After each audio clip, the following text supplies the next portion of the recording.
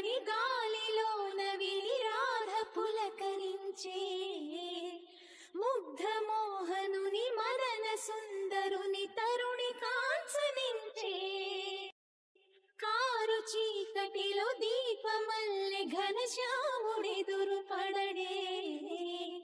అతడి సర్వమనురాధ హృదయమును అసలు తెలుసుకొనడే పెదవి ఉనికి నిందుకనో వయసు ఉనికి దేనికనో కాలమాగి నిందుకనో అడుగు పడదు దేనికనో